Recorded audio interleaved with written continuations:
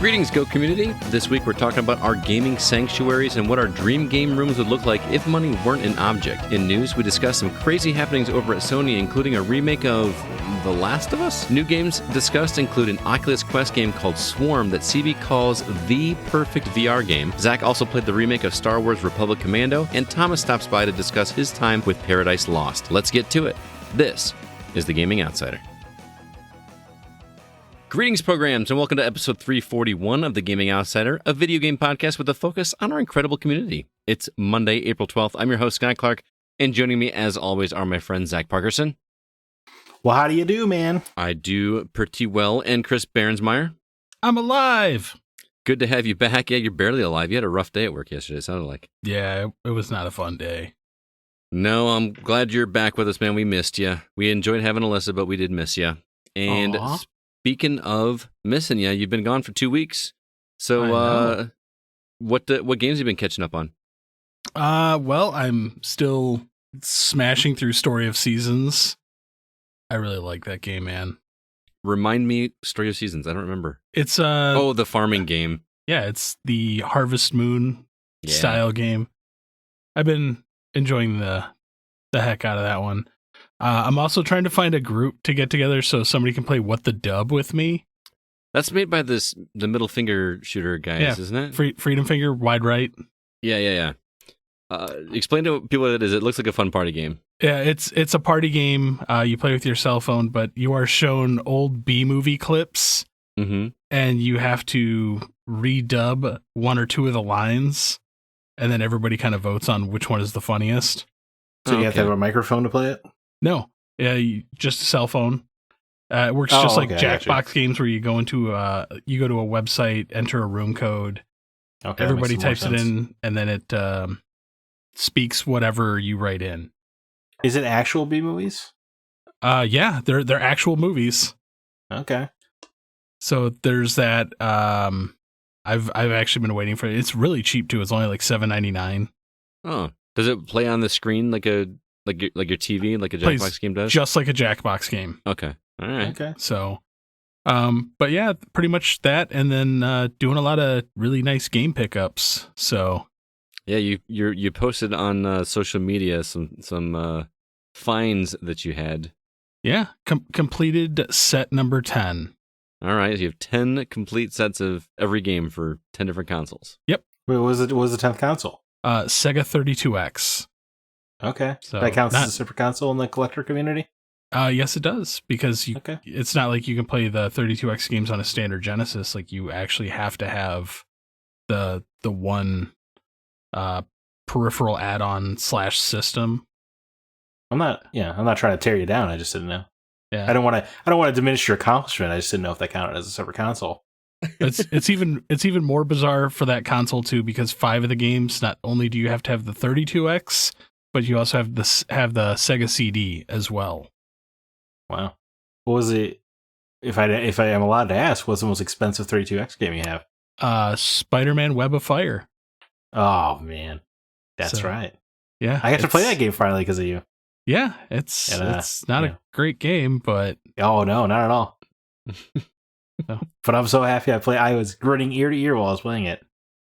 Nonetheless. Yeah. What was the peripheral that you had in the picture? I did not know what it was, but you got a complete in box. Oh, it's what's called a Victor Max Stuntmaster. Okay. It was made for the Sega Genesis and Super Nintendo, and it was the first foray into VR for console. It's not good, but it's really, really obscure and really hard to find one. And even more hard to find one in the box. Right.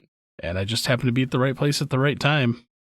I saw you had a couple Tiger Electronic games on there, too, that brought back some memories. Oh, yeah. And Skeet Shoot, I believe, was one that I never got to play, but I always was curious how that worked, because it's just 2 buttons. That's it. And it's got a roto dial on it, too, so you actually have to, move the cursor on the screen. Oh, I didn't know it was a roto dial. I just thought it was 2 buttons. That makes it a little bit more interesting. Yeah. And then those Radio Shack knockoff Game & Watches. Yep, I saw those too. I was like, these are really cool, and picked them up and found out that they're actually worth a fair amount more than I paid for them. So nice. And the Centipede board game, Oh, that was the gem because I love those board games. Man, I had a Pac-Man board game when I was a kid, where you actually would go around and eat the power pellets with a big yellow Pac-Man. Yeah, I actually have the original one, and Target did a re-release of it. Really? Yeah, you can get it in Target right now with the Pac-Man board game. Plays just the same. Nice. That's crazy. Interesting. So. Zach, what about you? Catching up on anything? Yeah, I mean, I'm just, continuing my KOTOR adventure. I know some people said they wanted the constant updates. I didn't get a whole lot of time in because I kind of a distracting week with a death in the family. Mm-hmm. So, sorry to hear that, man. My condolences. Yeah, so it's all right. Well, it's not all right, but it's such a reflexive thing to say, right? Thank you is what I meant to say. I feel like your instinct is always to say it's okay when someone says sorry. Anyway, about to get off Dantooine. I'm a full 1 Jedi. So I only have 2 more companions to get. I don't want to go to Tatooine next because I always do, but it's hard to not want to play the whole game with HK-47 at your side, calling everybody a meatbag. So I'm hoping we'll see how it goes. I should just get that game on iOS and play it. I heard I was just looking in the KOTOR subreddit today, Scott. I know you're a big Reddit guy. Yeah. Or you're learning about Reddit. And they were talking about how incredible it is actually on iOS, because they actually touched it up a bit. Which is weird, because then why not just release it on everything if you're touching it up? Right. But although I don't have an iPad, I wonder if it works just as well on an iPhone. No, they were discussing iPhone in the discussion I saw, so I think, I don't know. They said it works a lot better than you would think as a pick up and play it game, which I don't know if that's true, but just for what it's worth, the game's awesome, man. It's nice playing it after a few years of not playing it and realizing that it is every bit. It is in some ways better than I remember. And even though I know the twist ending, it's still good. Well, just like our Patreon episode this week, Spec Ops: The Line. Sometimes knowing the twist, you get to see all the pieces, slide into place. It's true. It's true. You're really making me want to go back and play KOTOR. Yeah, I mean, I mostly did this because I just want to be fresh for playing KOTOR 2, because I've actually never played it more than just a couple hours, KOTOR 2. That shocks me that you've not played the Star Wars game to completion. Yeah, I don't. I think it was just kind of a weird time in my life when it came out, and you know how it is. And then the 360 came out like right after that game, so it's just kind of a weird time. But anyway, I'm really looking forward to that because people say it really goes into, if you're ever interested in gray Jedis and kind of the moral ground between the light and the dark side. Apparently, the game really explores that. So that's I'm definitely looking forward to that. Interesting. Well, let's go ahead and jump into the week's news.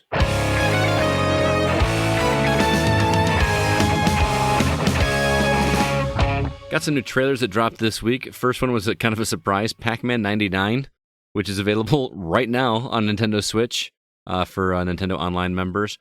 Also, we got a trailer for Alex Kidd in Miracle World DX, which is a remaster of the original game. Releases on June 24th. We got some gameplay for Hot Wheels Unleashed, which releases on September 30th. And then finally, Super Meat Boy Forever got a new trailer for the Xbox and PlayStation release, which is coming on the 16th. Also, we reportedly got some information that it looks like the original Last of Us is going to be remade, along with some other internal Sony stuff. And speaking of Sony, there is some talk about them having an answer to the Game Pass on Xbox. Some interesting things to talk about this week. Where do you guys want to start? Before we get into the actual news, why does Hot Wheels Unleashed look so good? Right? I couldn't believe it. It actually looks legitimately like an incredible time. I think part of it, watching that trailer that got me excited, was it reminded me of playing a game like, I know this sounds cheesy, it reminded me of playing It Takes Two, where you're like going around the garage or the house. Okay. You know what I mean? Because you're in like the garage, an actual house's garage. They're embracing the aesthetic of Hot Wheels. Yes, and that was kind of an appeal, but it looked just super fun, not like overly complicated. Just good old fashioned fun. Yeah, I actually watched that trailer and then immediately thought, with all like the toys to life that have been coming over the past few years, why has Hot Wheels not done that? Yeah. Could you imagine? Oh man, that would be amazing. Fun fact: I collected Hot Wheels when I was a kid. When everybody else was collecting baseball cards and football cards, I collected Hot Wheels. I still have all of them. You are old, aren't you? I mean, they still make Hot Wheels. It's not like they're... No, I decided there were no kids collecting baseball cards or football cards when I was young. Really? Not really. It was all about Yu-Gi-Oh! Or Pokemon. Yeah, that's true. The nerd stuff. I actually still have a few of my Hot Wheels new in the box, so I have quite a few. I'm never going to show them to Zack because he might steal them. So which one? Oh, Hot Wheels? Yeah. Where are they cool? I have like all the different versions of the Batman, the Batmobile that they've done. Yeah, you're right. You shouldn't show me that. So the only Hot Wheels I have is they do Star Wars ships that like they put like it comes with a little display stand and stuff. I have a few of those too. Yeah, I got Slave 1 and the Falcon, and it's pretty rad. Nice. I was big into Corvettes when I was a kid. I've got over 100 different Corvette models. And specifically about... Huh? You still have them? Yeah. Wow, I didn't know this about you. This is fascinating. Yeah.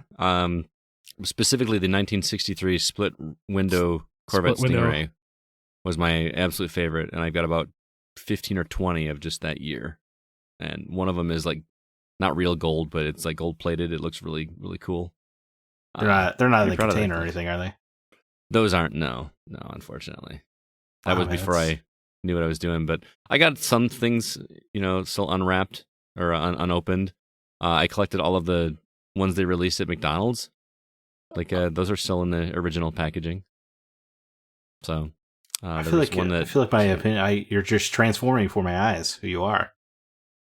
Because I collected Hot Wheels. I just didn't know this about you. Yeah. I got some rare ones too. I have no idea how to price out value of them, but they're all they're seriously about 6 feet away from me right now, and they're all wrapped like in tissue, like in the little. Wow. Yeah. There's got to be a website for that. Yeah, there is. CB probably knows. There's one in particular that looks like a moon vehicle with 6 wheels on it, and it's got a little rotating satellite dish on the top of it. I feel that one has got to be really rare because I've never seen it anywhere else again. But we'll have to talk one of these times after. Anyway, video games. Yeah. Back to yours. If I could, I know that's not possible because I have old toys, but if I could somehow scan my original ones that I've got in my collection and put them in there and raise it, like that would just be super cool. That is an idea that somebody should pitch to them. Is be like make it so like anything you can actually scan the old ones. I think that'd be like the coolest thing ever for collectors. I mean, if you'd almost have to have them like scan in each one individually, and then do like an app or something where you scan it and they find out which one it is, and then you plug it into the game. That would be so much work. But could you imagine? That would just be so freaking cool. Oh, yeah, man, I want that game. But it's gonna be a simple racer that's still gonna make us smile. But I'm stoked about Super Meat Boy Forever, but I'm cautiously optimistic because it's more of a runner style game, and I guess that makes sense because those games are always like about completing those levels quickly. Yeah, that seems like a natural transition to me. Yeah, so I didn't play it on Switch, so I guess I could have just done that. I'm more excited about Alex Kidd because it's an old school game, man. And I've never played it, but it looks charming. The villains are like rock, papers, and scissors, like their hands that are doing each of the. I don't know. It looks really silly. Also, what's the difference in this? I should know this, being a person that plays a lot of video games. What's the difference between Alex Kidd and Alex the Kid? Just different franchise. It's a completely different franchise. They just put a "the" in the middle of it. I'm pretty sure, or it was like a licensing issue. I'd have to do a little more research on it, but I'm pretty sure it was like a licensing issue. Like some of the groups split off, but still wanted to continue making the game, and so they just pulled a Vanilla Ice and said, "No, my version goes dun dun dun dun dun dun." Yeah, they just added that one little syllable and Story of Seasons and Harvest Moon. There you go. Okay, all right. Weird. I think it's funny that I could have played Pac-Man 99. I just didn't this week. I have Nintendo Online. I could have played it and I didn't. I'll have to check in next week for that. But I've had people messaging me all week saying they're playing it and are absolutely loving it. Looks really clever. Like they've made it a way that makes sense. But I didn't know this game existed until like today. Oh, really? I finally saw people tweeting about it. I didn't play even Mario 99 or whatever, which is gone now, right? Yeah. Isn't this how? Don't they all kind of rotate out, or am I making that up? Do you still play Tetris 99? Tetris 99 you can, but the Mario one ended at the end of March. Yeah, that was one of the Mario is dead things that was going on. Mario 99 sucked anyway, so it doesn't matter. Really? I didn't play it. I don't understand. I thought it was particularly. I thought it would. You know what? It wasn't for me. Oh, okay. Well, we got some other interesting news stories here. Can we talk about what's going on at Sony? Zach, I think you got a better handle on this than I do. I mean, only somewhat. Yeah, I guess the big story already is all the headlines are making is that it sounds like we're going to be getting a Last of Us remake, or at least, it was in heavy development at some point. Because Bloomberg, this is all coming out of a report out of Bloomberg. Jason Schreier is the byline on that. Just take that for what it's worth. But he talked to 8 unconfirmed sources, but we learned a lot. And this one guy, Michael Mumbauer, he's been on the talk show podcast circuit for some time, taking a dump on Sony. Okay. So some of this stuff kind of lines up. But it sounds like the Last of Us remake will almost certainly come our way, which is I can't even begin to describe how idiotic that is. I mean, it makes sense because people will pay for it. People will buy it. You're right, but also people would pay for it if it was you just ported it to PS5 and called it a native game. You're like rebuilt from the ground up for PS5. Like not even all you have to do is port it. That's what Nintendo's done for a lifetime. That's all you have to do to get away with it. You put it together with Last of Us 2, you sell it for $70. The complete collection. Right. Finally, both parts together in one story. Now, if they redid it and made the gameplay fun like the second one was, you get my attention. But it just feels weird. This game is not that old. You don't get you earn my ire because the game came out in 2013, and like, why these 30 people could be making something new or more interesting? That was the thing that got me too. Well, especially because Naughty Dog because it was originally going to be ported or remastered or whatever by another team, and now Naughty Dog is going to do it. Well, we're a PS3 game that it didn't. I believe, if I'm not mistaken, got a port to the PS4. Yeah, you got it for free if you had the PS3 version, and now we're the next year. And now we're porting it to the PS5. Well, now we're remaking it. To me, this just seems excess. Like, I would love to see Naughty Dog just do something else. Well, between this and then in the same reporting, we learned that Sony Bend pitched Days Gone 2 with full expectations that they would get to make it, but then PlayStation shot them down, which is insane because Days Gone blew past all of their sales expectations that they had for the project. Mm-hmm. Right, like I don't know if you remember, but there were interviews with the director of that studio that was pretty much like, if this game's not a hit, Sony Bend's not going to be around. So like, it was a passion project for them. They put all their chips on the table, and it paid off. It's a huge hit. And then Sony says, "No, you're going to be a support studio for Naughty Dog now." If I would immediately quit. Now we know why Sony do. Now we know why Sony Bend had all those departures earlier, or a few months ago. Oh, yeah, that makes sense. Now we know why. Just continuing that trend of making really strange decisions. Yeah, I mean, all of this is indicative of the Sony we now have. This is under the new leadership. Jim Ryan, Sean Layden's out, and all the projects that Sean Layden would have greenlit are out now, right? So the Jim Ryan era would have begun probably with Miles Morales. I would imagine would be the first game he greenlit under his tenure. Mm-hmm. And we're about to see his vision of PlayStation. And since this is the guy who, very publicly said, we're not courting indies, and why would anybody ever want to play an old PlayStation game? Have you looked at them? So this screams of decision making from somebody who does not care about video games. Okay, right there. You said people don't care about old games, but you're gonna remake an old game. That's a really good point, actually, CV. Oh, I guess his point was that no one wants to look at a game with old graphics, which is completely false because Xbox has an entire backwards compatibility program where they've talked about the numbers and hundreds of millions of hours of people have used old Xbox games. So it's just factually not true. Mm-hmm. But Sony has used that as a defense for eons that are like, well, no one actually plays old games. Like, no, they do. They just can't on your software, your hardware. That's why your numbers are low. Yeah, of course your numbers say no one plays. You put 4 PS2 games on PS4, and you're like, well, I guess people didn't want to play PS2 games, even though you put up Mark of Cree. Yeah, I don't even know that game. Exactly. Exactly. It's not a good one. It's definitely not the one you want to put up to bat in your first time going. Yeah, I could think of a dozen titles that should be there before. It's a game unreal. I've never even heard of, but Man, just bizarre. Yeah, I mean, Sony has done more to convince me to buy an Xbox Series X than Xbox has.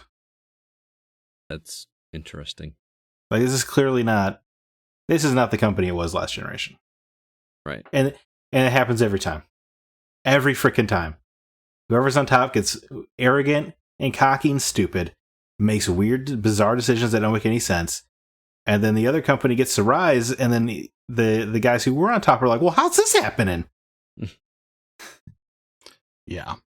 It's a cycle, man. It's just talk about it like, every year. How can you not see the cycle? Yeah.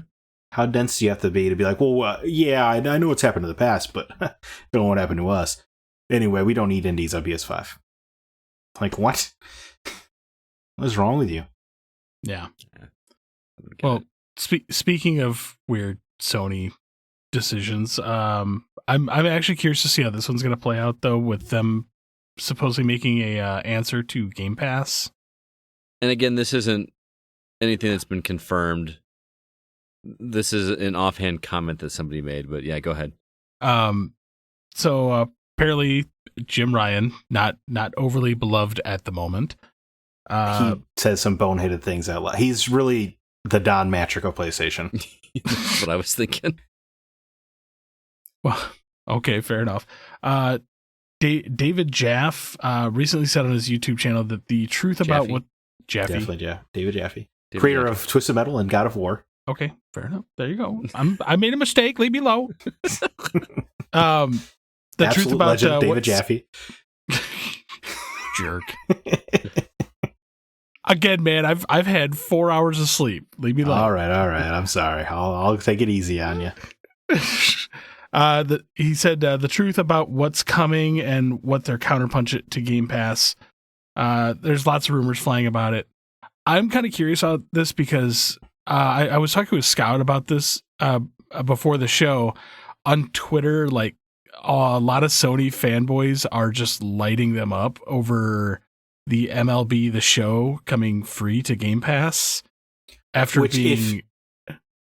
If that was Phil Spencer's intent, especially with like the Bethesda stuff coming up, he's an absolute evil genius, and we never knew. Right, because there's no better argument for Game Pass than, yeah, you can play it on PlayStation for $70. Right. Yeah. But you said there are people that are I've seen literally smashing their PS5s. On 2 different Twitter accounts. I've watched videos of people smashing their PS5 because they're so mad about both of these. Actually, both the Twitter accounts were from Europe. That they were so mad that they pay £70 for MLB The Show, and Xbox players are getting it for free. They're like, this has been a PlayStation staple forever. Like, how dare you do this to us? Take away something that we've always paid for and loved on your system, and then give it away for free on Xbox. Number one, it's not free. Yes, it's included with Game Pass. Right. You know, there's a huge distinction there. In terms of you're paying $15 every 30 days, yeah, you're getting it for 50 cents or whatever a day. It's a pretty good deal. But at the same time, you're also getting a lot of other content for that $15. Right. Yeah, in terms of bang for your buck, there's not a whole lot of better deals out there. Period. I mean, even outside of video games, that's just an insane deal. Like, where else can you get that much stuff for $15 a month? People pay that much for Loot Crate. Oh yeah, the box of garbage. Yeah. Oh, it's funny, like reading all the wild speculations. They're like, what's next, Sony? Is part 2 of Final Fantasy VII going to be free on Game Pass? If Microsoft writes a big enough check, yes. Oh my God. Like the world would explode if that happened. Yeah, it's like, that would be the most baller move in the world. Oh man. Is the first one still coming to Xbox at some point? Who knows? But every other Final Fantasy game is there now, pretty much. Because that game is a year old now, by the way, as of this week, and I've been itching to play it again. Right. Well, they announced that it was a year of exclusivity. Right. So you're right. So that's up.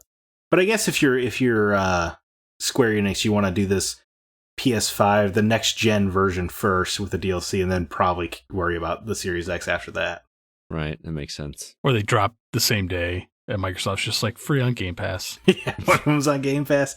Oh, yeah, which I don't like. Microsoft's got a much bigger coffer than Sony does, but they're using it in smart ways. Right, right. Like they Phil Spencer's always been pretty open that Game Pass actually loses money, but you keep this up long enough, you can up the price, right? And then more people are signing up. Like, this is a long-term plan. And you, one by one, set up these dominoes of MLB The Show, or Fallout 5, and eventually, it's hard. well, that would be a little extreme. But here's the thing: is like, how upset would you guys be if they raised the price of Game Pass to say $20 or $25 a month? Like 20, 25. Yeah, I'm still in. I mean, even at 30, with the amount of stuff that they cycle, I'm okay with it. I mean, Sorry, I didn't mean to cut you off. Sorry. I was saying, like, even their first party games are coming to Game Pass for free. I'm going to be buying them anyways. Right, and once they get these, what do they have, like 23 studios or something now with the Bethesda acquisition? Like, once they get those guys rolling, you can have a noteworthy exclusive every few months. Yeah. It just keeps rolling. Like that'll be an insane amount of value. Yeah.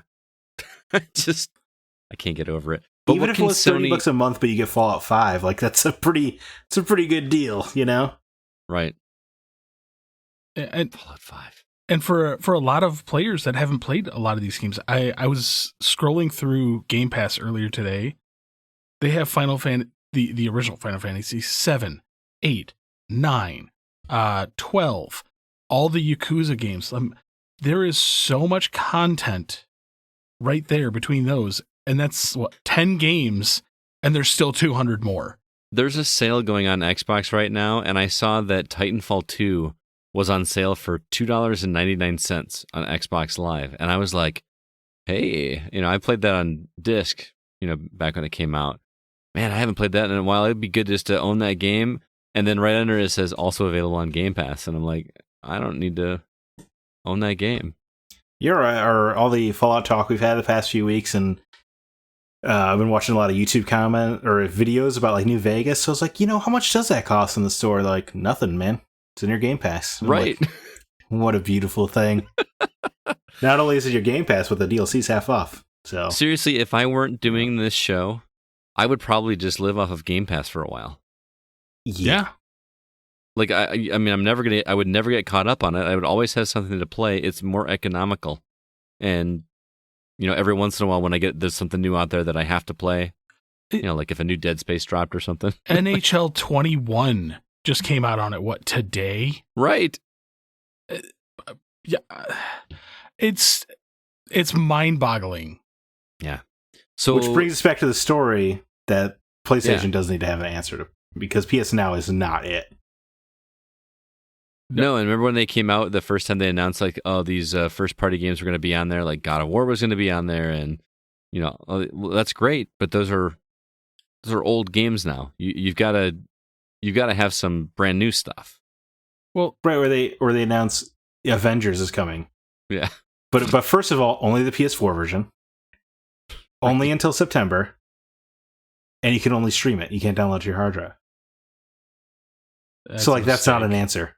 No, that's not at all. That's not a response to Game Pass. Well, Scott did bring up a point earlier. Like Microsoft, one of you two brought it up, but Microsoft has much deeper coffers. That was Zack. If Sony is like, hey, all of our first party stuff's going to be free now on this subscription service, they're going to lose money like gangbusters. Yeah, they don't have as much to lose. Now they do. I think it's pretty safe to say, as of right now, they have stronger exclusives. Oh yeah. So even if they did a thing where it was like, you set it for $70, you can buy it today, but if you wait 6 months, it'll be on whatever PlayStation Now. Like even that would be. You're getting warmer. That's what I'm saying. Like even that's. Well, I'm trying to split the difference because CB is right. Like Sony, without those $70 first party games, they would be hurting a lot worse than Microsoft. I don't think 6 months is. I think that's too long. I think they need to do it within 3 months. Yep. Because with the amount of content that keeps coming, right. After 6 months, it's going to be like, I don't care. There's something new, flashy that I have to play. Yeah, people are obsessed with the next. You're right. FOMO. I guess I'm being distracted. All the games I've been playing this week were from the 2000s, so I've lost the perspective. Yeah, I mean, let's be honest. We could catch up on stuff, and that's all we do. We'd never get caught up. Yeah, I think 3 months is, if they did that, 3 months is like the max they could go. I mean, and let's be honest. If it were if a game you had a choice of either paying $70 for it now or waiting 3 months to play it for no extra cost, I'm not waiting. If I really want to play that game, most people are going to pay that $70 for God of War. Nobody's waiting 3 months for God of War. Exactly. Yeah, but it's a selling point for that service, even though they're not. Then they're double dipping basically. But I guess you guys are. The window would be so small on that you'd be like, well, I'll have the PlayStation Pass because I may as well. In case I do miss anything, I'll just have it there. Right. Yeah. That you're entering the area of why not. Mm-hmm. I think Game Pass started exactly right when it needed to, and has just grown stronger. I mean, because I can't. Of it. These past few weeks of having found my Xbox again and the backwards compatibility and the Game Pass, that's a pretty good machine, man. The value proposition of the Xbox is astronomical. The fact I can pop in any Microsoft published Xbox game from 2003 and it just runs better than ever before, a free remaster essentially. Mm-hmm. That's insane, man. Absolutely and they do insane. look better. They actually look and play better noticeably, and the loading times are out of control. Now, yes. I will say I want Sony to come up with an answer for Game Pass. Of course. Well, I want to be enticed to play my system because, to be perfectly honest, my PS5 hasn't been turned on in weeks. Can you guys see mine? In the box? It's still in the box. It's still sitting in the box. I've had it for 2-3 weeks now. I mean, those consoles did not need to come out last year. Either one of them.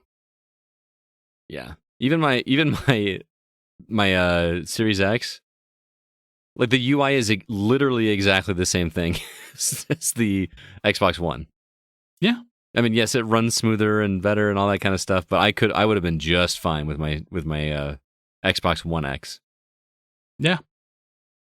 But I had that fear of missing out, I just can't believe I entered into this podcast being the PlayStation guy. Yeah. I feel like I'm going to get a Series X before I'm getting a PS5, and I never thought that day would happen. Yeah. It's pretty amazing. All I got to do is let go of caring about trophies, and I'm golden. Then you can join the race that I've lost against CD. There's no way. I was looking at your guys' achievements the other day. I'll never catch it. I have 99,000 or something like that. And I used to think that was great. Hey, when I started, I was over 80,000 behind Scott.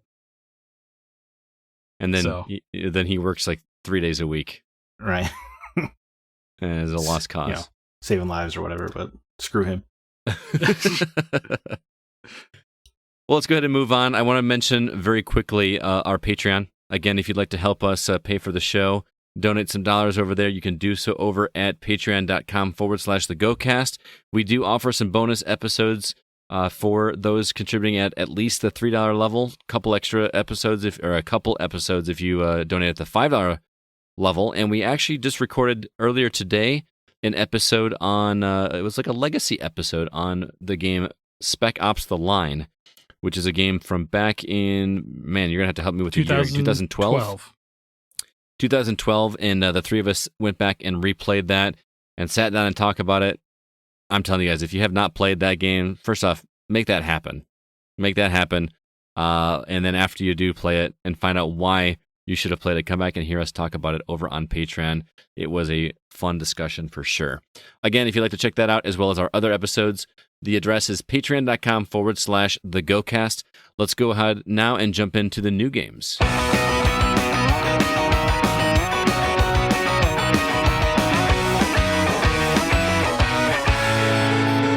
Zach, last week was kind of weak. Anything this week that I should get excited about?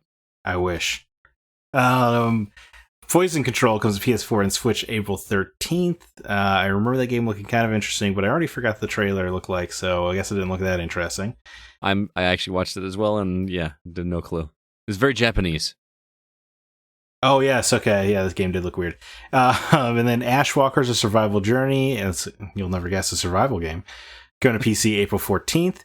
This one is kind of cool, but as we have discussed many times on the show, I do not have a PC. Shadow Man Remastered coming to PC April 15th. Was that a 64 game? Yes, it was a 64 PS1 game, and it had a sequel based on the Valiant Comics book character of the same name, who is getting rebooted in the comics here in April, so that's pretty timely. I see that brand synergy happening right there. And then Saga Frontier Remastered, another remake coming to PS4, Switch, PC, iOS, and Android, April 15th. Deus Beyond Chronos is a game that immediately think of CB because it is coming to PSVR, April 15th. Is supposedly one of the longest VR games. That was one of their marketing points. Say 25 to 30 hours, which does seem long for a VR game. Wow. Yes. And then Super Meat Boy Forever, which we discussed a little bit earlier, coming to PS5, PS4, Xbox Series X, and Xbox One, April 16th. That was already on the Switch. And then Battle Axe coming to Switch April 16th, which I'm not going to beat around the bush. Just looks like straight up Gauntlet. It looks fun as hell. It looks like an arcade game. And yes, like when you say it looks like the arcade version of a Gauntlet. That's what I meant. The original Gauntlet, not like Dark Legends or whatever, or Seven Sorrows. I'm talking Gauntlet, son. Oh man, I gotta want to play that game. It looks good. It looks pretty solid. Do you know if it has online multiplayer support? I do not know, but it would feel like a pretty boneheaded move not to, right? Right? It looks like 3 different characters, right? Yeah, well, that would be Gauntlet traditional, right? Yeah. What did they have? Yeah, I think the first one only had 3. You're right. Yeah, the first one did only have 3. Yeah, like the warrior, the thief, and the mage, or whatever. Mm-hmm. There was a female Valkyrie. Was that like in a later one? I think that was. That was either Gauntlet 2 or Dark Legends. I want to say it was Dark Legends, honestly. Oh wow, I could be wrong. And that first one was such a cool game when it first came out. I mean, yeah, I can't. Me and my brother spent so many hours playing Dark Legends. Wizard is about to die. And then Seven Sorrows tried to have like a storyline, and I was like, no, we don't need this. No. You get in the way of the Gauntlet. I'm interested in Super Meat Boy Forever for sure. Just curiosity because I love the first one so much. But I think I'm more excited to play Battle Axe. I kind of want to sit down on the couch and play Battle Axe with CB. Yeah, I want to play Battle Axe. It looks cool. I would be picking it up. Let's get together this weekend, man. Yeah. We could probably make that happen. And it is solo or co-op. Solo or co-op? Yep. Online co-op or just couch co-op? Just on Nintendo's website, it's solo or co-op. That's all it says. Okay. I would be shocked if it was not online. Oh no, local co-op only. Whoa! I'm now shocked. Yeah. Can you tell how shocked I am? I can see your face. It's very shocked. It's my favorite kind. It's couch co-op. That's cool. For me, it's great. I would be playing Shadow Man Remastered. It was on consoles, but they delayed the console versions. Well, when it comes to console, you can play it. I will. But it was a little bit exciting with the comic relaunching and all that stuff. It'd be a nice time to jump in. But screw me, right? Sure. Anyway, I've been chomping at the bit for quite a while now to talk to CB about the game that he's been reviewing for us. He's been playing. Have you been chomping at the bit to talk about this game to CB, which is right up his alley? Yeah. Do I say chomping at the bit that often? Yeah, I was just trying to poke fun. I'm sorry. Oh, okay. I try to cut things out that I say often. Now I made him self-conscious, CB. I know. Now I'm thinking about it. He's gonna start playing with his hair. I have been. Shut up, CB. At least I have hair. Oh, right here, savage today. See, it's here.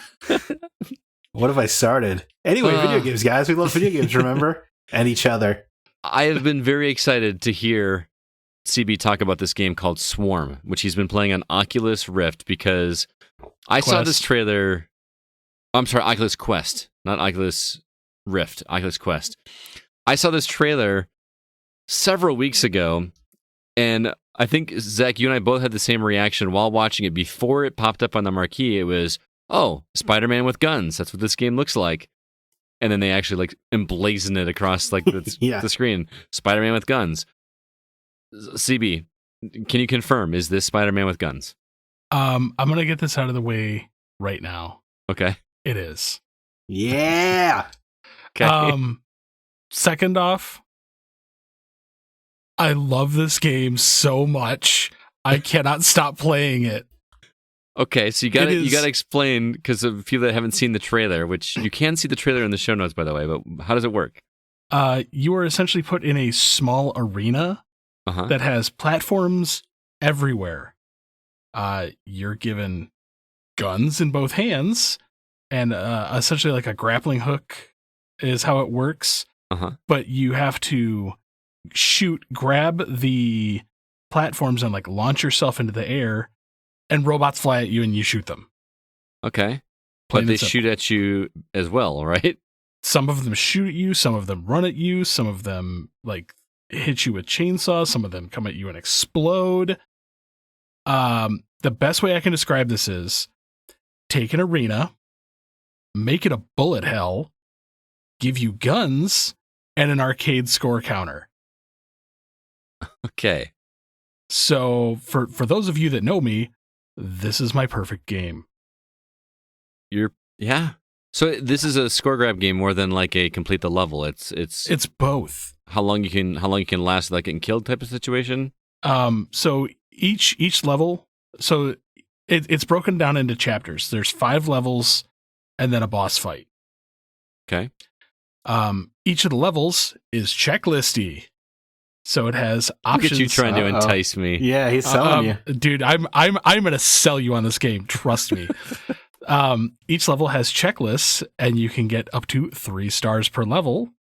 On top of that, it's not as bad like bullet hells as Ikaruga, but you can crank the difficulty if you like. There's a variety of weapons. If you ever touch the ground, you die. Some of the levels are survive for 5 minutes, and they just keep throwing enemies at you. So it's just dodge and escape, and it's dodge, escape. You can actually dive and dodge. Pretty much. You can use the grappling hook to swing in different arcs. The physics in this are great. So say you want to go for a much higher shot. Yeah. You wait until you're right below it, aim straight up, grab it, pull, and you actually pull down. So there's some responsive control to that. Okay. So you can actually feel that you're pulling on the rope, and it launches you up. One of their big selling points is they did a lot of work into making this not super motion sickness for people. That was going to be my next question. How do they make you not puke your guts out when you play this game? They cut down on a lot of the blurring effect. Okay. So if you turn your head really quickly in VR, you'll know that sometimes it kind of smears the image. Right. This doesn't really do that, and it's because a lot of the game is animated in cell shading. Oh, okay. It's the first 30 minutes. I had a little bit of kind of like, whoa, this is different because this isn't how I've ever played a VR game before. Mm-hmm. But the more I played it, that completely disappeared to the point that like I'm freely moving around this environment faster and faster now, and it doesn't affect me. That's interesting because when we were talking about it last time we got together for our D&D night, you were saying that this is a game that would make you puke your guts out. The first 30 minutes will definitely punch you in the gut. Okay. But you just get over it and just becomes normal after a while. Yeah, the longer... I actually spent 6 hours playing this the other day. 6 hours in the helmet? Yeah, 6 hours in the helmet. And it was light outside. I took the helmet off and it was dark outside. That's the coolest story. That's so cool. I'm literally not kidding you when I tell you, like, this is my perfect game. Wow. You are you're the warning that everyone was issuing with VR launched right now. Yeah. How do you even know what's going on with the world around you, man? Well, that's one of the wonderful things about the Quest is if somebody walks up to you now with the no recent updates, it actually will revert to a shadow mode, so you can actually see people walking around you if they walk by. So, dude, like every update, the Quest 2 just gets better and better. It sounds like, amazing. This is, man, like, I cannot stress enough that VR headsets really are kind of the future of gaming right now. Yeah, it makes me wish I had the money to buy a freaking Quest 2, man. It sounds awesome. You know what's funny? He got the Quest 2 and he sold me his Quest 1. You know how many times I've played it? 0. Yeah, big fat goose egg. You need to play this game. It is so good. The story is very kind of essentially robots like invade Earth. It doesn't. You're fighting back. It doesn't sound like a game that's concerned with the story. Yeah, no, I don't need a story in the. It's not even like you're talking about. It's not even like animated. It's just cartoon. It's very comic books. Like each chapter transition is basically a comic book page, and it goes like frame, done. Now you're trying to sell us both, Scott. Yeah, right. I literally love this game. The power-ups are fun. The shooting mechanics. I know, Scott, you've played Pistol Whip. Mm-hmm. Like the pistol mechanics feel great in that. They feel just as good as this, but instead of being on rail, it's 360 all around you all the time. Is it disorienting? Do you ever like lose track of where you are, or is it something you just get used to? Well, that's one of the good things about keeping it a very small arena. The arena's not super huge, so at no point in time do you feel that you're so disoriented. And each arena is different. One of them's in the middle of a city that has like a Back to the Future style, Back to the Future 2, like highway that randomly cars drive through the arena and can hit you. Okay. Can you grab onto them and have them? You can use them for grapple as well. Oh, it's like there's so much to unpack in this game, and I'm amazed at what they've been able to put into this game. Is this one of the part of the reason I bought Pistol Whip or the Quest in general was for the exercise? Is this a game that's going to exercise your upper body? Arms will burn. Yeah. Yes. You got no excuse, guy. You got to whip out that Quest. After that 6-hour session, my arms were jello for a day. All right, I need something cardio since my racquetball partner broke his hand a couple weeks ago. You sound mad at him. What a jerk breaking his hand. Broke his hand. No, he actually wants to get back and he wants, because he can play with his left hand. He wants me to play left-handed with him for a while so we can get some cardio in. Just make sure I'm there that day with a camera, because that's probably going to be hilarious to watch. It probably will be hilarious. Anyway, needless to say, it sounds like Swarm. Highly recommend. I've never heard you call a game a perfect game for you before. Yeah, this is my perfect VR game. Yeah, he didn't say a. He said the. Big article distinction there. perfect arcade game or a VR game. Yep, because it hits every checkbox in the genres that I love. If that doesn't get us a box quote, then nothing else will. If only Quest games actually had boxes. Right, exactly. Yeah, I'm going to have to try that one out, CB. If not on mine, on yours, when we get together this week to play. That sounds... The name of that game? Battle Axe. So. Well, I know... I'm actually kind of curious about a game someone else has been playing because it is also kind of in my wheelhouse. Zach, you've been playing Star Wars Republic Commando, the remake. Right. Well, how is this? Yes. Well, this is Aspire Media who gave us a code for the game. Less of a remake. They pretty much just do straight up ports. Like the menus and stuff all kind of work the same, for better and for worse. Right. Like for instance, Republic Commando does not have a great tutorial because it came with a manual. Oh, right. So there are, yeah. So I haven't played this game since it first came out. I didn't realize you could pick up enemy weapons until the second level. Oh.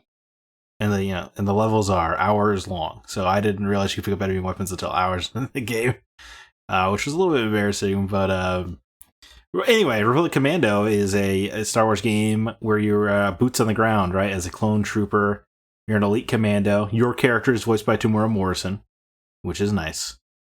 And then your other squad has different voices, which I know breaks lore, but is quite thankful because you need to know what your squad is, where they are, But it is, I mean, it's a great shooter, man. It's one of the best Star Wars games in my opinion. It's it's a tactical game, right? Squad based, almost think Rainbow Six Vegas or something. And it was actually quite an adjustment to slow my pace down, right? Because I feel like between Call of Duty and Titanfall and most modern shooters are usually about speed, and this is absolutely not about that. That was pretty refreshing. But I mean, it's every bit as good as I remember. The squad controls are so smart, and I kind of wish modern games kind of replicated it, because it'll just have different area. It's all basically one button. It's all the A button, on a Xbox, Cross on PlayStation, and you just point at things, like you point at a med kit and you just press X, and then your squad will know to use the med kit, or you'll like a good line of fire, you click on it and they'll just automatically take out their sniper rifle, or or like a tank enemy comes and you go to the a piece of cover and they'll know to use artillery fire to it's very smart. And then you just hold down that same button, and you can, you'll have 4 different commands. You can either have them form up, or search and destroy, or secure an area and stuff. It's a really simple way to do squad mechanics. Okay. I just remember the joy of seeing just the hand motions of your character, like pointing and doing like those military. I don't know. That just was cool. It still carries over well. They really sell the military aspect. And especially kind of especially on like the second level, just kind of the way that the Republic views the clones as disposable.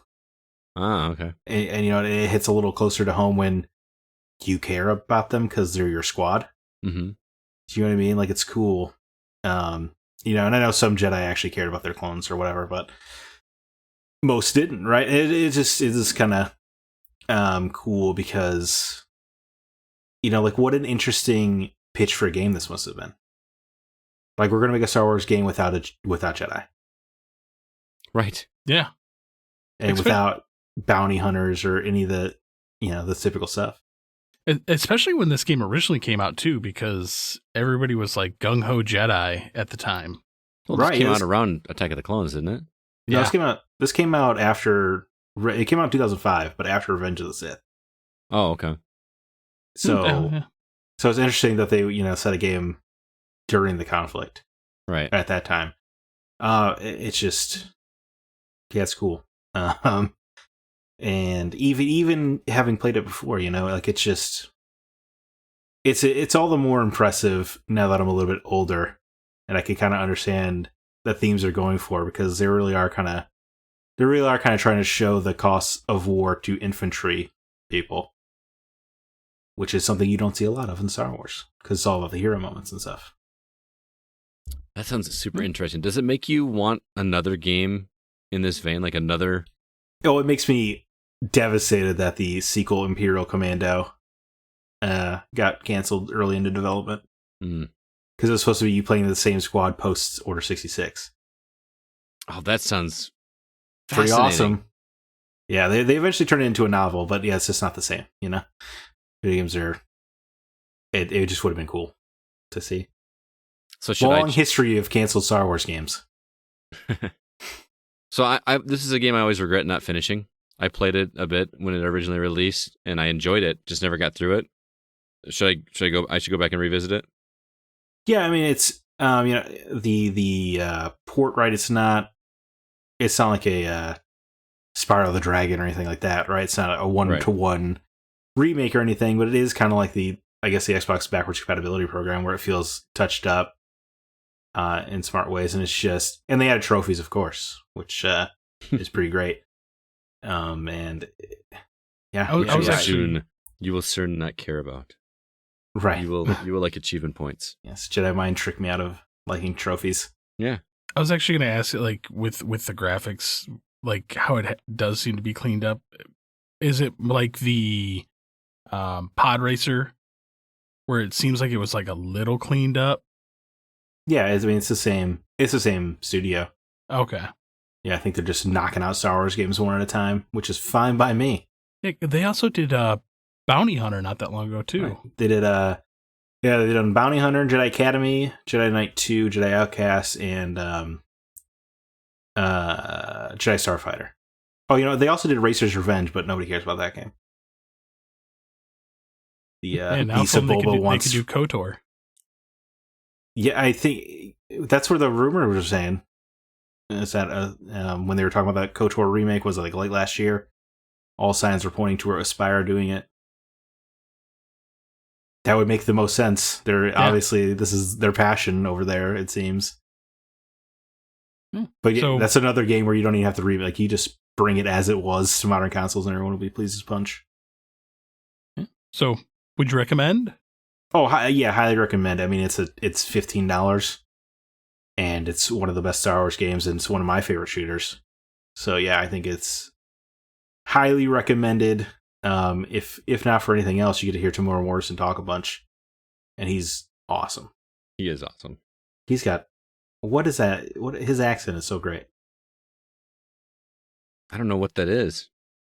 Yeah, I couldn't tell you. Maui, I would guess. Is that what you call it? He's the only person... He plays Boba Fett, and he's the only one who says it, Boba Fett. Whatever that accent is. Yeah, no idea. He's rad. Hylian. Boba, Baba. No, well, he's just wrong.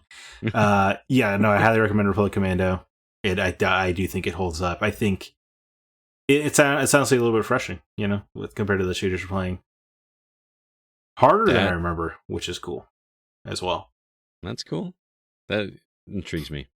I really want to play that one. I got one more review to share with you guys. I sat down and talked to Thomas about a game called Paradise Lost. You're going to want to hear this one. This game sounds like something I need to play as well. This is a week all about games that I need to play that other people have. So let's check out that review right now. Well, hey there, Thomas. How you doing today, man? Hey, Scott. I'm good. We're recording a bit late, so I'm a wee bit tired. But hey, it's late for you. I just got home from work in the gym. But hey, I am genuinely excited to hear you talk about this game that you've been playing for us called Paradise Lost. I saw the trailer for this one a while back, and it totally grabbed my attention. This one comes from Polyamorous Games. It's a Polish studio, and it was provided to us by Evolve PR, so shout out to those guys for hooking us up with a copy. I know you're playing this on PC, but it is also available on Xbox and PS4, and I'm going to start by asking you a pretty pointed question, because I'm gonna paraphrase a text that you sent to me when you were describing this game to me that totally sold me on playing this game, and I want you to expand on it, because you said that this is Gone Home meets BioShock without any guns. Yeah, and there's something about that really sold me on it. Can you talk to us about what that means? With a dash of Fallout in it. A dash of Fallout, even better. You're selling me even more. Yeah, I very enjoyed this game. Very much enjoyed this game. It is a walking simulator, which is not a genre that everybody likes. Which it basically means you are going from one point to the next, and you discover the story along the way. And the story here is an alternate universe where the Nazis basically nuked Europe. Okay. And you are a survivor in 1980, and you have discovered a bunker. And I can't. What part of Europe, by the way? Poland, I guess. Okay. It's never made entirely clear, but I guess it's Poland. I don't think it's in Germany because everybody got there by train. So okay. I do believe it's Poland. And yeah, you go deeper and deeper into this bunker, and you find notes, you find recordings. You find pictures and items, and the deeper you go, the more you start to realize what was going on and what horrible thing happened or things happened here. Well, they're Nazis, so obviously a lot of horrible things happened, but you also find a lot of stuff related to Polish freedom fighters who fought the Nazis, and what happened to them, and how this ties in to you. And it is I just really love this game. The gameplay is like Gone Home, which is also a walking simulator where you find out more and more about the story, and it has a very cool ending. I'd say BioShock, because you are kind of in like this retro futuristic alternate past, which is very much also what BioShock does when you go there. There's just no violence here. There's been plenty of violence in the past. You yourself are not shooting anyone. And I got a little bit of a Portal 2 vibe. I don't know if you played that game, but when you actually like start unveiling what Aperture is doing and the creepy. I've not played Portal, but I know of it. But it could very well be. And you're just discovering so many. Well, I'd say cool, because the game is very, very, very cool and very interesting. Obviously, what you discover is not cool in itself because horrible things have happened there. And I put in a dash of Fallout because this is post-apocalyptic, and spoilers for a very old Fallout game. But in Fallout, there are a lot of vaults where horrible experiments and other horrible stuff happened, and this gave me that vibe as well. Like you're slowly but surely finding out what went terribly wrong here. But it's beautiful. The game really, really looks beautiful. It took everything of my PC to keep going. I have an old PC. So it took a lot of processing power to get to the end, and I must say the game crashed a few times, which is completely my PC's fault. It's not the game's fault. I'm 100% convinced if you have a good PC or if you play it on Xbox or PlayStation that you're going to have a very smooth gameplay. There were a few bugs in there, nothing game breaking.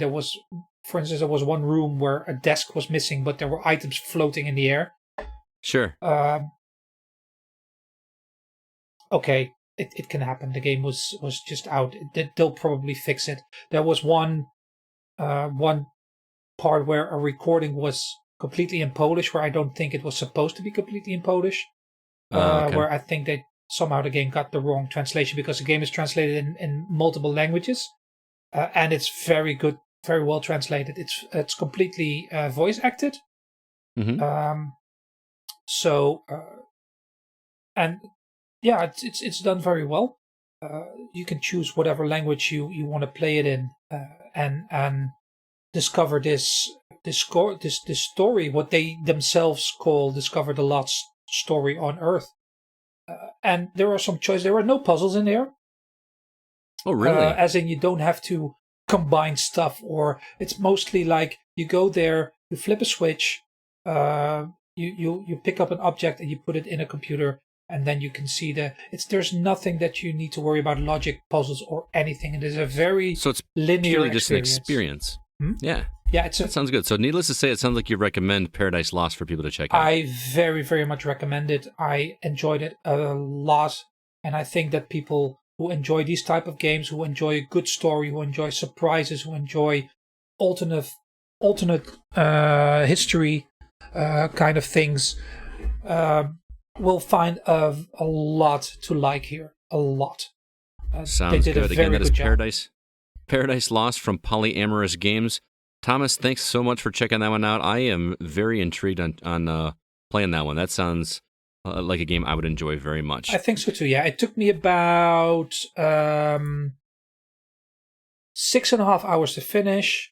The game has autosave, so even though I experienced a few crashes, I never really had to replay a lot because every time you go to a new area, it autosaves, and the game is 5 chapters based on the stages of grief. That's no spoiler because you will realize that as soon as the first chapter starts. And there are a lot of interesting things going on. So please do check out this great game. Well, Thomas, thanks for taking the time, man. As always, it's a pleasure talking with you. Yeah, same to you, Scott. Take it easy. Everybody, please stay safe and healthy for a little while. We're in the end game now. Play more games. Don't go out. Play games. Absolutely. Play this game. I love that sentiment. All right, man. We'll catch you later. Okay. Bye-bye. Bye. Thanks again to Thomas. I need to play Paradise Lost. Want to welcome some new members over to our Facebook group, which can be found at facebook.com/groups/thegocast. This week, I want to say hello to Mitch Liu, Arnolfo Vasquez, and Austin Koziel. Also, we've got a new Discord member over on our Discord channel, which if you'd like to join, you can find the link in the show notes. I would like to say hello to Maddie Bubatti. Welcome to the Discord group over there. Also, do us a favor, hop over to Apple Podcasts or wherever you listen to the show. Drop us a review. Let us know what you think of the show. It helps us get some other listeners out there. We'd love to have more people listening to us. Also, lastly, our website, thegamingoutsider.com, which is where you'll find all of our podcast episodes as well as written content. And we got a couple reviews. One in particular I'm proud of. Zack and I sat down and wrote a collaborative review for It Takes Two. And I got to say, it was one of the most fun reviews I've written in a long time. No joke, CB. We sat on a shared Google document and wrote dialogue back and forth for the entire review, and that's what we submitted for our review. Please check it out. Okay. It was fun. It felt like being in a TV, what I imagine a TV writer's room to be. Yeah. Because we were like critiquing each other and say, well, why don't you say this and why don't I say that? And it was cool. So please do me a favor. Check out that written review because we had a lot of fun writing it. Also, Rel's review for Another Eden, A Cat Beyond Time and Space is available on the site as well. You won't want to miss that. But let's go ahead now and jump into our From the Outside In topic.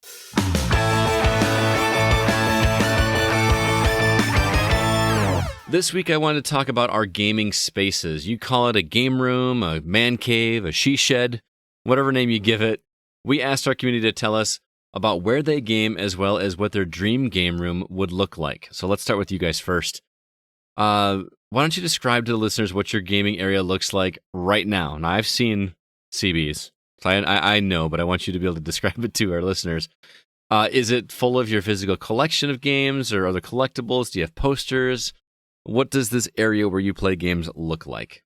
Well, it's a room. It's full of stuff. It's an understatement. Yeah. I don't know if you know this, Scott, but my game room actually has an official name. An official name? I did not know that. Yeah, it's actually called the War Room. Okay, I remember that because you have your Alexa lights or whatever. Well, it's not only that, but the paint on the ground and the walls is the exact same color as a U.S. naval battleship. Get out of town. Seriously? Yeah. I thought for sure it would be called the Nostromo or LV-426 or something. No. Currently, it is just the War Room. I have all my physical game. Well, almost all my physical games in there. Space is limited. Boxes, collectible pieces. He has them in the rafters, people. There are shelves in the rafters. Yeah. Not exaggerating. We need to do another tour of your game room one of these days to put on. You know what? You come over and I will film you going through trying to explain what is there. Because Okay. I actually think that will be more funny because I know what's there. It's like watching the someone anti-cribs. else. Yeah.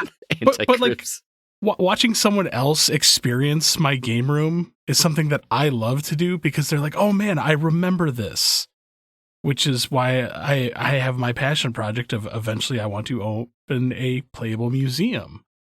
Is because watching someone else experience something I have a lot of fun with. And I just keep adding more shelves and stupid stuff. My wife hates the room. Like utterly despises I think I've seen her down there once in the entire time I've known you. She tries to pretend it doesn't exist. Pretty much. And now that I had to add the extra shelf to make it like a hallway across the back of the room, she hates it even more. It's much more cozy now. It is. It kind of locks the sound in. I have Alexa auto lights in there. I have an old tube TV with wood paneling. All my Fallout stuff and gear. He's got like 2 of those Fallout helmets. Oh, my Power Armor helmets. And I have my Doom Marine helmet. It's one of those rooms that you can sit in like while you're having a conversation or, I don't know, playing Dungeons and Dragons, waiting for your turn to do something. And you just kind of stare around the room and, oh, there's one of those. There's one of those. There's one of those. Like there's just so much stuff. You sit in the room and every time that you look around the room, you find something else that you didn't realize was there. Mm-hmm. To the point that I actually hide items in the room for people to find. Yeah.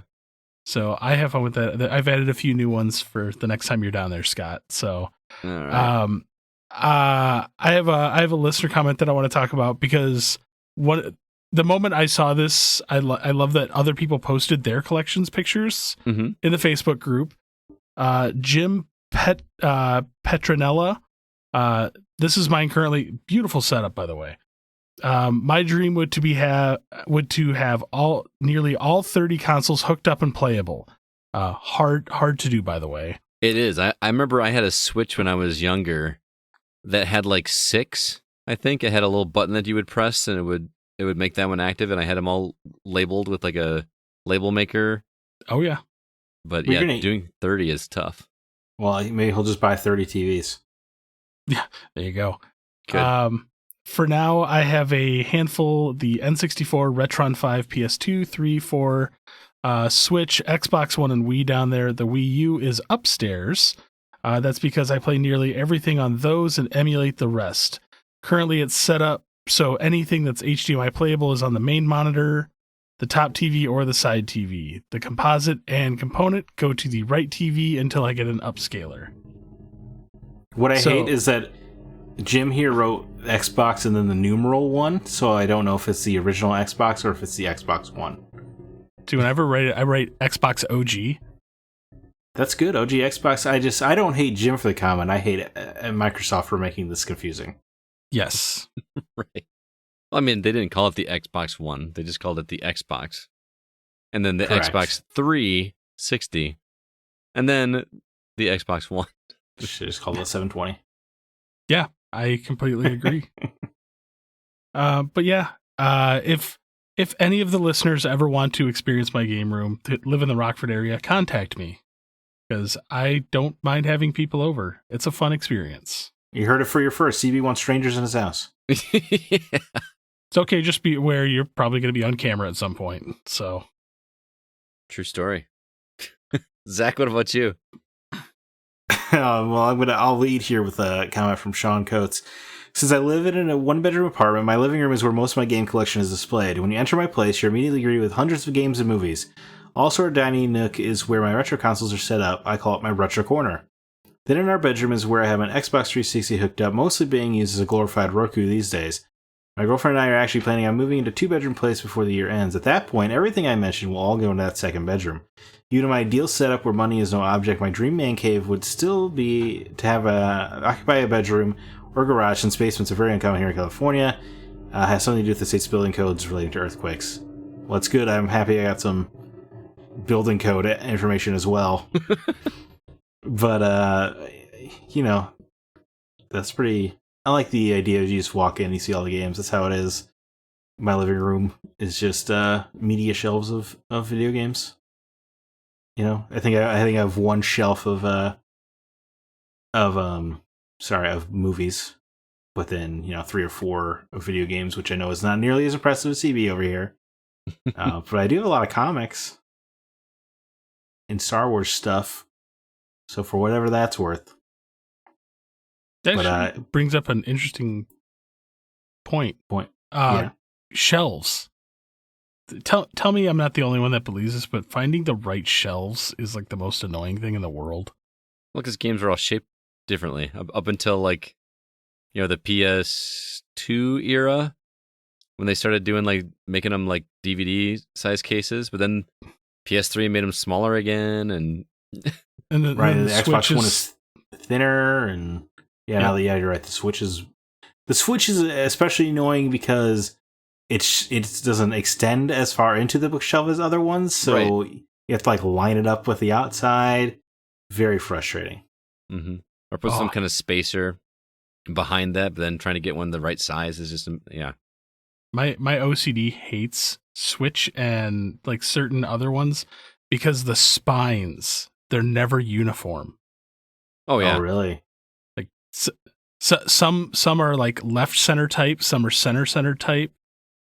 And then, like, across the bottom, Nintendo, for some of the games, will put the developer's, like, logo, and then some they don't. I want to say, I think the only Switch games I own physically are Nintendo games, and I want to say they're all the same, but I could be wrong. Yeah. Most of them are, but next time you're in a store and they have all the Switch games, like, lined out, look at the end of them, and it looks so irritating. I'm so glad I haven't noticed that. That would drive me nuts. Glad I could. If I were you, I would have to put all the Nintendo ones together in alphabetical order, and then all the third-party ones in alphabetical order after that. Oof. I don't think I could do that. Oh, no. Like, the worst is the Nintendo collections, because I want to put all the blue carts together, all the black carts together. I'm struggling with that right now, actually. It's really irritating. Yeah. I just do alphabetical A to Z. That's what I do. And I'm a big talker, Zach. I probably would. That's exactly what I would do. Probably just the uniform look is a big thing, though. I don't know. I would call them Nintendo Switch games and Switch games. How about that? There you go. Just so you can trick yourself. Yeah, exactly. Vita also sucks to align. Yeah. Vita cases are super tiny. Yeah. Tiny, thin, and sometimes different plastics.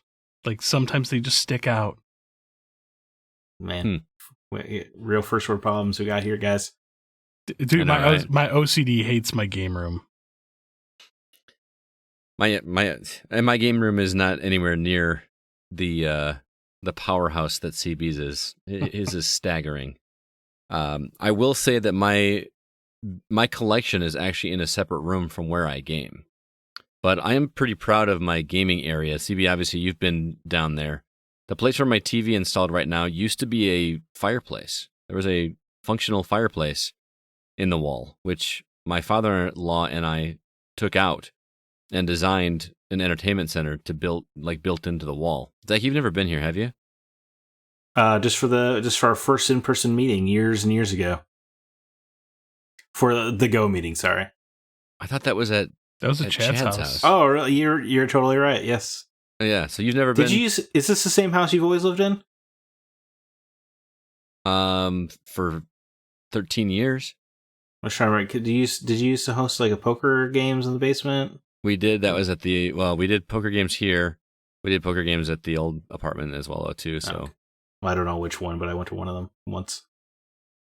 It's funny that anyway. Zach's it would have been before I had installed this. Sorry, I didn't mean to derail us. I was just no, not at all. I've been here. I was trying to one time. Remember if you'd ever seen it, but I'm pretty proud of the entertainment center we designed. They're actually like cubbies that are like recessed into the wall, so that I can do all my cable management. I can actually go into the laundry room and do all my cable management from behind there. That's super cool. Yeah, which is cool. And that's weirdly smart for you. Thanks. Wow. Just trying to. I apologize. Just joking around.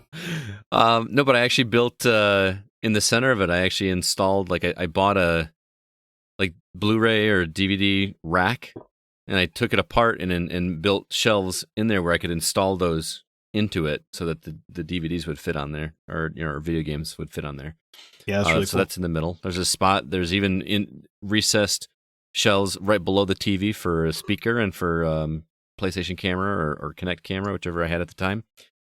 And then the whole thing I stained like this cherry mahogany color. It looks really cool, man. I'm pretty proud of it.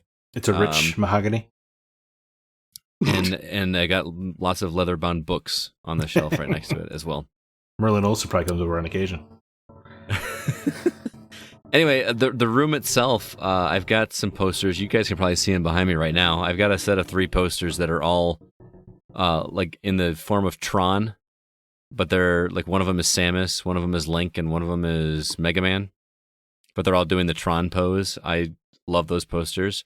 Behind my chair where I sit, I've got a poster of the film Scott Pilgrim versus the World, which was a gift to me from Amanda Sink, friend over at the Hollywood Outsider.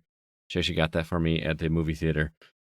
That's mostly the gaming stuff I have in my gaming area. I do have one of those stickers on the wall that looks like an NES controller, but most everything else is my Nintendo collection, my Zelda collection, which is all in the next room. There's something about, don't get me wrong, I'm super envious of CB's collection, but as far as where I actually want to play my games, I prefer less stuff. I don't know, and Daniel Gilmore actually kind of echoed my comments with his post on on Discord. He said, "My ideal gaming area has always been very minimalistic. I enjoy having all of my content digital without game cases or systems on display. I know this is counter to popular game culture, but I find much of it very distracting and sloppy. I'm proud of my gaming hobby, but I don't want it staring at me every time I enter a room." And I agree and disagree with him both on this, because it goes back to the OCD nature that CB and I were talking about. It's impossible to have a collection of stuff like I have or CB has without it looking somewhat cluttered. It's just impossible. I don't want that near where I'm gaming. I like my gaming to be the focus being the television. You know what I mean? That's what I want to be. That's what I want to be looking at. Yeah, I don't want anything in the television peripheral. Right. I want the shelves to the right, or maybe even behind you or something, but definitely not. I want nothing distracting me from that screen. Yeah, same here. I kind of like a theater experience. Yeah. Where all you're looking at is the screen. I don't even want, if I had my way, I wouldn't even want to see the consoles. If I could, we're getting, you know what? I'm getting ahead of myself. If money were no object, but I wanted to get a chance to describe what my game. Also, well, I mean, you podcast. Couldn't you just segue into that right now? I could. You know what? I will. Yeah.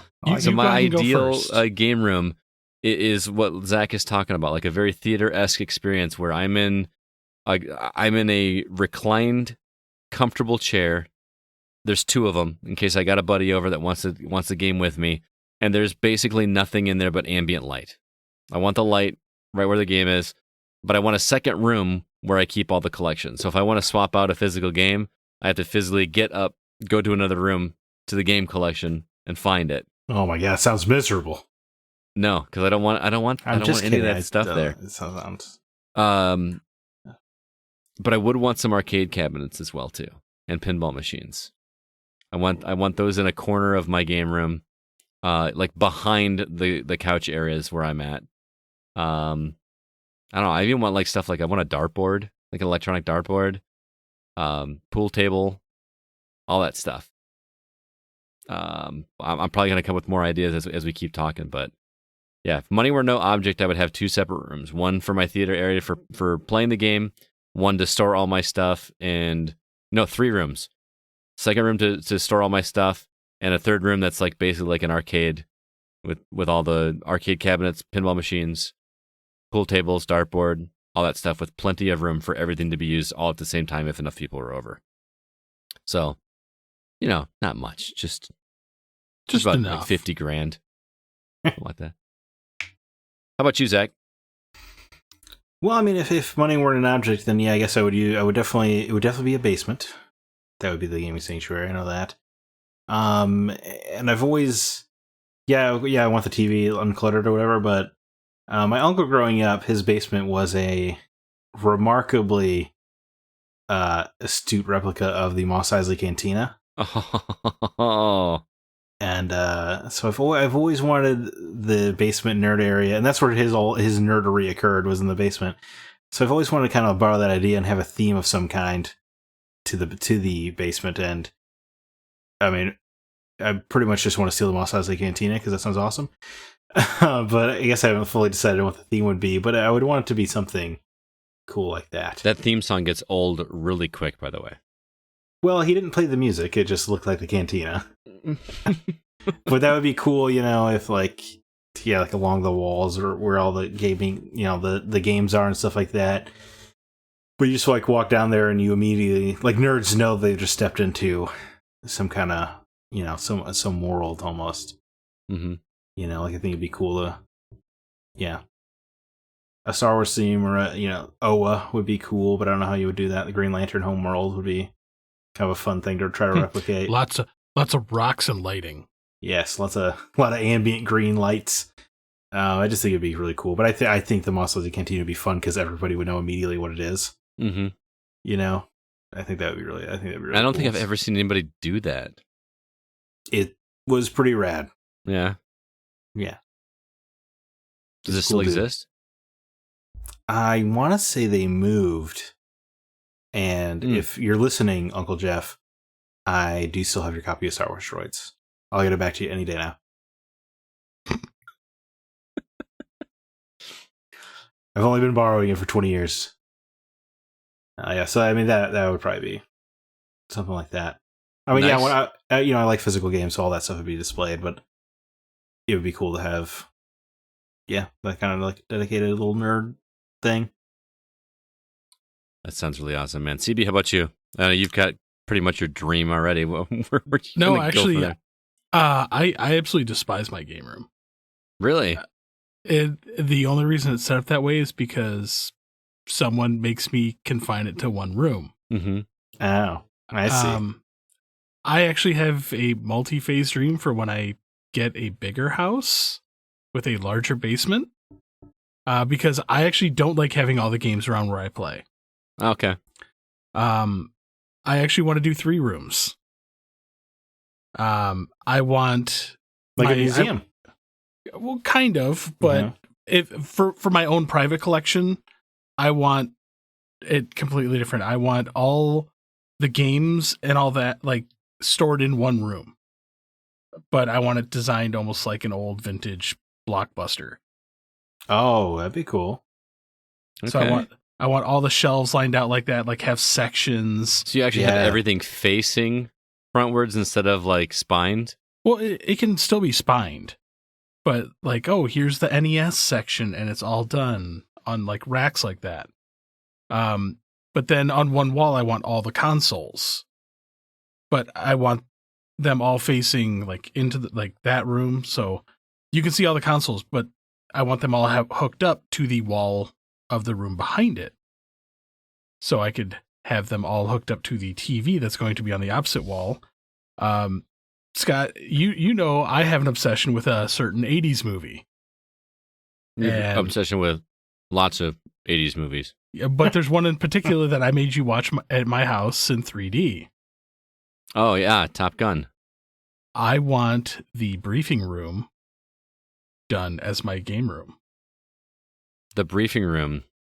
Where they talk about like, oh, these are the missions you're going to go on, those chairs. Oh, I got you. Okay. I have an obsession with those chairs. If anybody knows where I can get some, I want them. They're got a great Polaroid. Keeping up relations. They I've are. never seen this movie. Just throwing that out there. Oh my god. Yeah, that's a shame. Oh.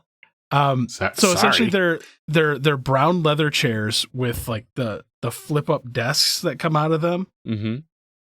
But they're I've sat in some before, but they're very, very comfortable. But I want the TV on one wall. I want just that motif, that low lighting. You want to be inverted? Kind of. If I could do that for that room, but then the other room that I have, this is if money was no object, I want a 2-scale replica of the NCC 1701D bridge room with captain's chairs. All right. Enterprise. I want the Enterprise as my game room. That'd be pretty cool, man.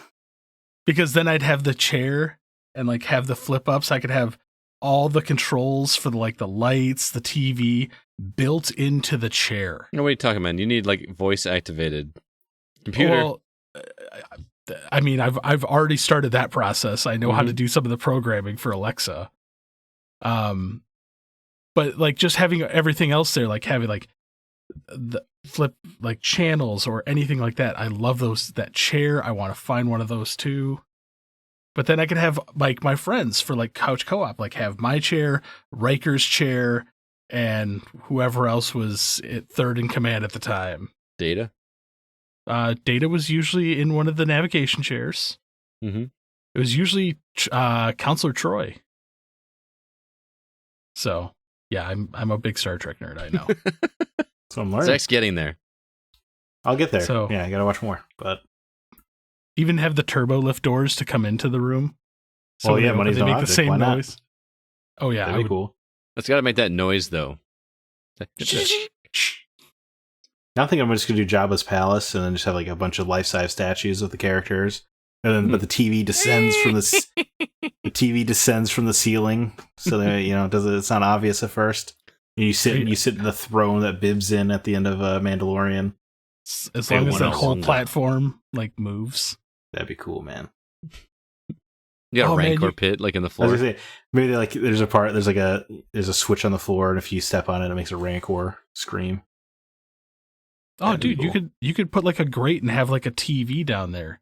That's true. And just do like an animation. I'm starting to like this idea a lot, actually. Do you like Jabba better than Mos Eisley? I want to be a little bit different than Uncle. I don't want to just straight up steal his idea.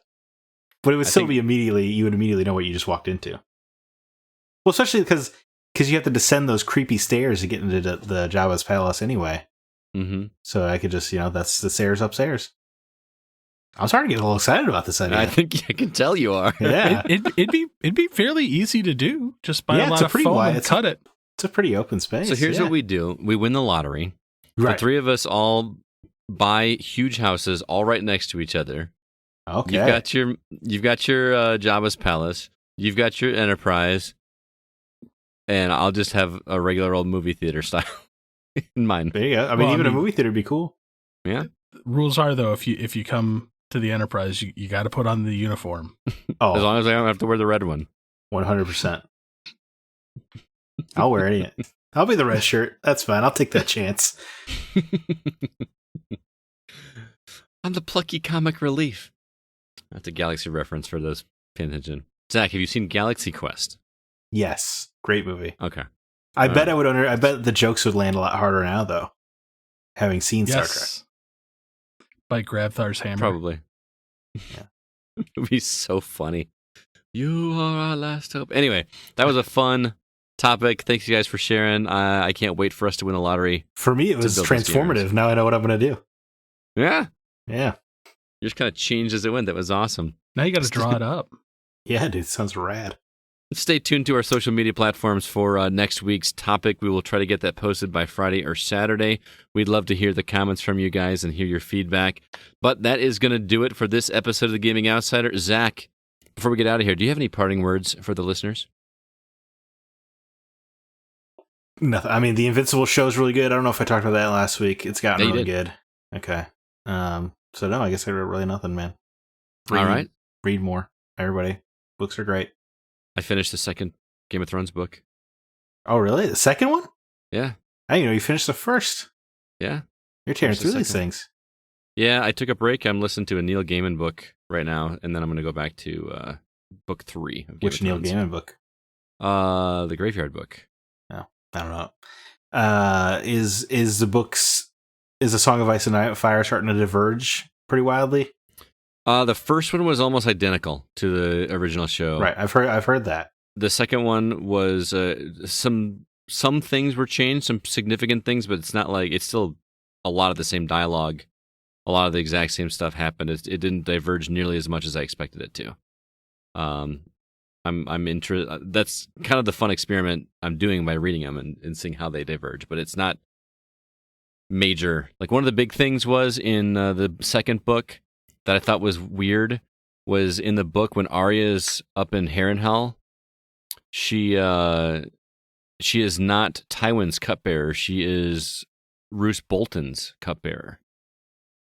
Which I think it's infinitely more fascinating putting Tywin into that mix instead of Bolton. Well, especially because in the show they give you a little couple winks that he knows who she is, right? Which made it very fascinating. Mm-hmm. And it gave Tywin a lot more depth as a character too. Right. So it's just things like that I feel like most of the time I'm like, why not just do it like they do in the book? It makes more sense. That made more sense to. And again, I'm not biased isn't the right word, but like I watched the show first. But right, it is quite possible if you read the book first, you'd be like, well, why is she with Tywin? It's supposed to be Bruce. Yeah, right. But you're right. Some changes fit adaptations better. What is interesting is I'm actually after I finish the book, I actually go back and watch that season again right afterwards too. That makes sense because you've only watched Game of Thrones 16 times? 10. Yeah. So Yeah. But it's something to fall asleep watch too, and it's fun to kind of go back and compare what I just read. One of the most brutal television shows ever aired, and Scott's like, nappy time. Well, I've got to like damn near memorize at this point. I know, it's just funny to think about. I got a quick one I want to mention too while we're talking about. I feel like this is all we do at this point is just talk about things we've been watching. But I watched a movie last night called "Promising Young Woman." Have either of you seen this? So good. Oh my god, that movie was good. It's incredible. If you have not seen it, do your best to just go into it as blind as possible. Like, don't read a synopsis, don't read anything. Just go in, just watch it. That movie will surprise you more ways than one. Shockingly good, and lots of recognizable faces. Bo Burnham is in this freaking movie in a dramatic role. In a dramatic role. Did not know that guy was 6'5", by the way. Had no clue that he was that tall. Anyway, Promising Young Woman, Carey Mulligan, definitely worth a watch. Highly recommend that movie if you have not seen it. CB? Yeah, I also give it the highest honors possible. All right. CB, how about you? Still on a movie kick. It's been 2 weeks, so I saw Godzilla vs. Kong. Yeah? Oh, man, did you like it? I absolutely adored it. Okay, see, I thought the pacing was a little off, but I thought it was a lot of fun. Big monster smash.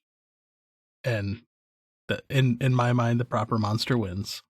Don't tell me you disagree. haven't finished it yet. I just say that. I just said in my mind the proper monster win. I appreciated that one of them won. Yes, I'm actually very happy that because I was worried that there wasn't going to be a definitive. I agree. Victor.